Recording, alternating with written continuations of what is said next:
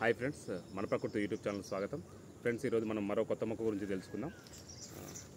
Friends, మీరు ఇక్కడ చూస్తున్నారు కదా, మనం దీన్ని ఇదంతా మనకు తెలిసిందే. దీని తెలుగులో మనం జిల్లెడ్ చెట్టు అని పిలుస్తుంటాం. దీన్ని సంస్కృతంలో ఆర్కా ట్రీ అని కూడా, ఆర్కా చెట్టు కూడా అని పిలుస్తుంటాం.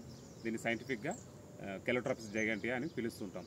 మరి మనం ఈరోజు ఈ మొక్క గురించి ఎందుకు తెలుసుకుంటాం అంటే చాలా ముఖ్యమైనది, చాలా మనకి వెరీ ఇంపార్టెంట్ ఇది ప్లాంట్.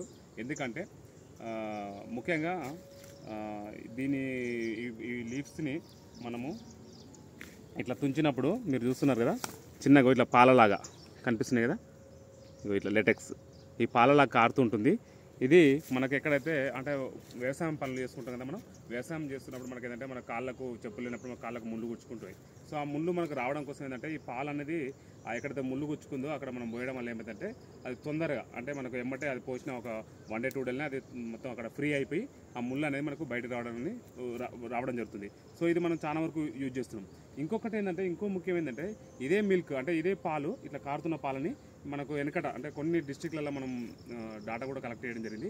తేలు గరిచినప్పుడు, ముఖ్యంగా తేలు గరిచినప్పుడు ఎక్కడ తేలు గరుస్తుందో ఆ ఏరియాలో ఈ యొక్క కారుతుందో ఈ పాలు లాంటి ఒక లెటెక్స్ దాన్ని అక్కడ పోయడం వల్ల ఏమిటంటే ఆ మంట అనేది ఆ తేలు కుట్టిన ఆ మంట అనేది శరీరం పైకి పాకకుండా అక్కడి వరకే ఉంటుంది అన్నట్టు.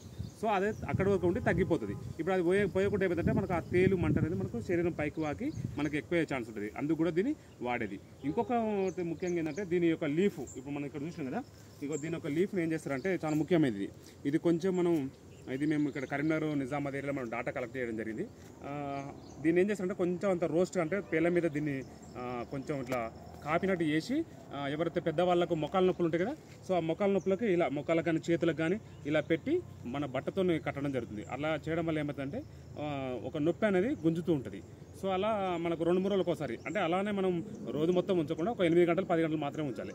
ఎక్కువ రోజులు ఉండడం వల్ల ఏమవుతుందంటే ఇది బాగా వేడి అంటే ఈ మొక్కలు బాగా వేడి ఉంటుంది, ఉష్ణం ఎక్కువ ఉంటుంది కాబట్టి ఏమంటే స్కిన్ కూడా ఖరాబ్ అయ్యే ఛాన్స్ ఉంటుంది. అందుకే మనం ఒక 10-12 గంటల వరకు ఉంచి తీసేయాలి. సో అలా మనం 2-3 రోజులు కంటిన్యూగా చేస్తే ఏమైందంటే మనకు మొక్కల నొప్పులు అనేది పూర్తిగా తగ్గుతాయి. అంటే మధ్యలో అక్కడ కండ ఇట్లా నొప్పి ఉంటుంది కదా, అది పూర్తిగా గుంజి తగ్గిపోతుంది. ఇదే మెడిసిన్గా. ఇంకా దీనికి ఒక ప్రాముఖ్యత ఏముందంటే ఈ యొక్క లీవ్స్ని మనం క్రితం వీడియోలో చెప్పుకున్నాం, గణేష్ పూజలో కూడా మనం వినాయకుని పూజలో కూడా వాడతాం. ఇంకా ముఖ్యంగా ఏంటంటే దీని యొక్క ఈ లీవ్స్ని హనుమంతుని పూజలు ఎక్కువ ఉపయోగిస్తుంటాం.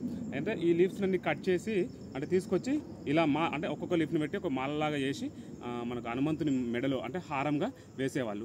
మరి ఎందుకంత పవిత్రత ఎందుకంత గొప్పదంటే మనకు హనుమంతుడే తెలుసు. హనుమంతుడు దేనికంటే మనకు బలం, ఒక శక్తి. అంటే మనం ఎక్కువ చిన్నపిల్లలు ఏమైనా భయపడ్డా ఏదైనా చూసి వాళ్ళ అంటే చిన్న భయపడుతుంటారు, ఎక్కువ మనం హనుమంతుడు పూజ చేస్తుంటాం చిన్నపిల్లలు. ఎందుకంటే బలవంతుడు అని ఒక శక్తి ఎక్కువ ఉందని. సేమ్ ఈ ట్రీ కూడా ఈ యొక్క జిల్లెడు కూడా ఎక్కడైతే సారవంతమైన లేని నేలలలో అంటే మరి ఎలాంటి చెట్లు బతకని నేలలో పెరుగుతూ ఉంటుంది. అంటే ఇది కూడా అంటే అలాంటి నేలలో అలాంటి కఠినమైన పరిస్థితుల్లో పెరుగుతుంటుంది.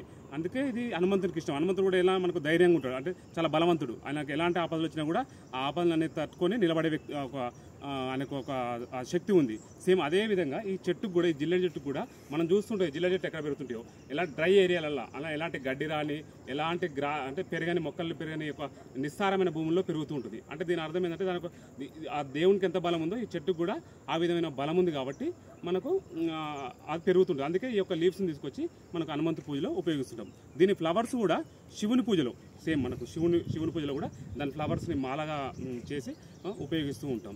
ఇది అందుకే చాలా ఉపయోగపడుతుంది.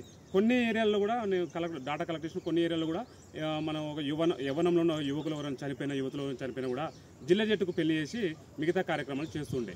సో అలా అంటే ఇది ప్రతి దానికి ఉపయోగపడే ఒక మంచి మనకు ముఖ్యమైన మొక్క కాబట్టి మనం ఈరోజు ఈ మొక్క గురించి తెలుసుకుంటున్నాం. ఫ్రెండ్స్, ఇంకా మీ ఏరియాలో ఈ మొక్కని ఇంకా వేరే విధంగా ఏదైనా ఉపయోగిస్తారో మీరు మాకు కామెంట్ చేయండి. ఈ వీడియో మీకు నచ్చినట్లయితే లైక్ చేయండి, షేర్ చేయండి, మీ ఫ్రెండ్స్కు మన ఛానల్ గురించి చెప్పి సబ్స్క్రైబ్ చేయమని చెప్పండి ఫ్రెండ్స్.